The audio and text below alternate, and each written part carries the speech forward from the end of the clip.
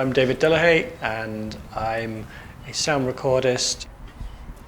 I use underwater microphones, which are called hydrophones, and I record underwater soundscapes. My name's Adam Stapleford. I'm a drummer and percussionist. My name's Graham Wilson. I'm a saxophonist and composer and improviser. My name's Mark Carroll and I'm a composer and cellist. This project is about water. Dave has taken a sound recorder out to various locations in and around Sunderland to discover sounds that we never normally hear in ponds or, sea life. The recordings all came from Sunderland, from the marine areas around Sunderland Marina and Roker and the pier, right down to Ryhope and Hendon as well, and then followed the river. We've also got inland and more urban kind of pond environments around the winter gardens especially. I wanted to connect those field recordings to musicians who could interpret those field recordings.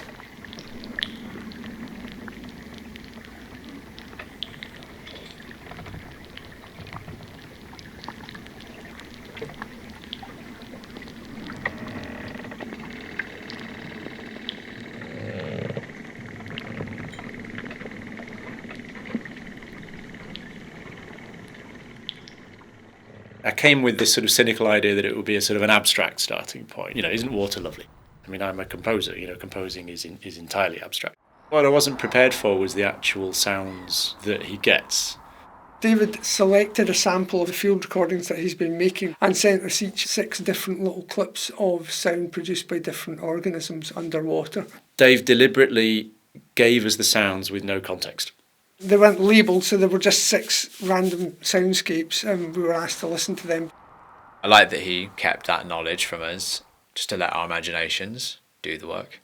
Mark had most of the marine and rock pool sounds. Graham with the sax and the connection of the reeds and plants, so he ended up with all the plant sounds. And then Adam, as the drummer, ended up with the invertebrate rhythms. Having gone into the studio altogether, he started to reveal bits and pieces of what this stuff actually was.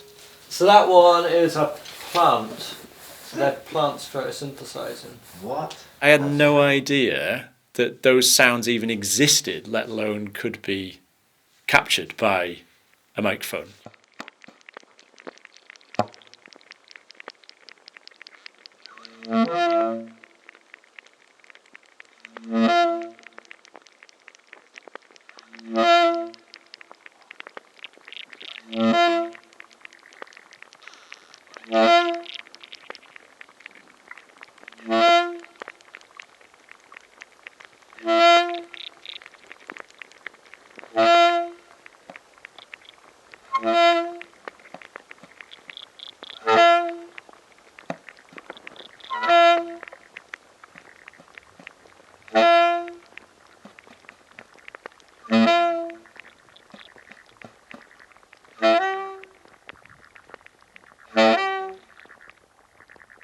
Sounds are largely undocumented in freshwater habitats, which amazes me. We traditionally think of music as being based around harmony and rhythm, but when listening to these underwater environments, it became apparent to me that most of the sound is more timbral. There's not really a sense of tonality. That became sort of a musical language that I really wanted to explore. So I was really curious about how people might interpret that. The idea was that we would improvise with those sounds in mind, and I suppose your first temptation might be to think, can we make that sound? But it's more about thinking about an artistic response. What kind of things does that suggest you could do with your instrument? What can you do that corresponds to that?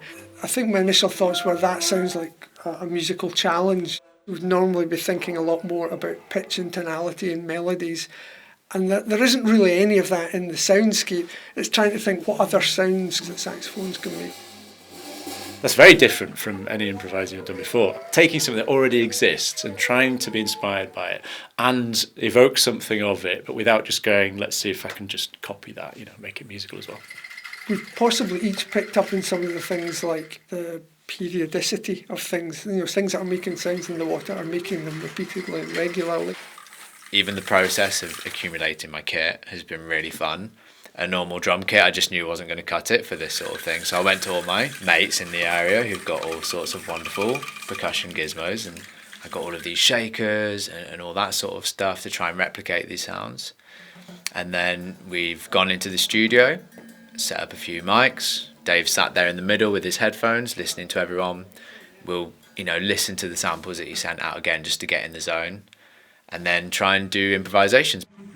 Those sessions were incredible because I had my standard field recording kit with me, and I was perched in my normal way with my headphones on and just kind of often with eyes closed, just listening to what's going on around me.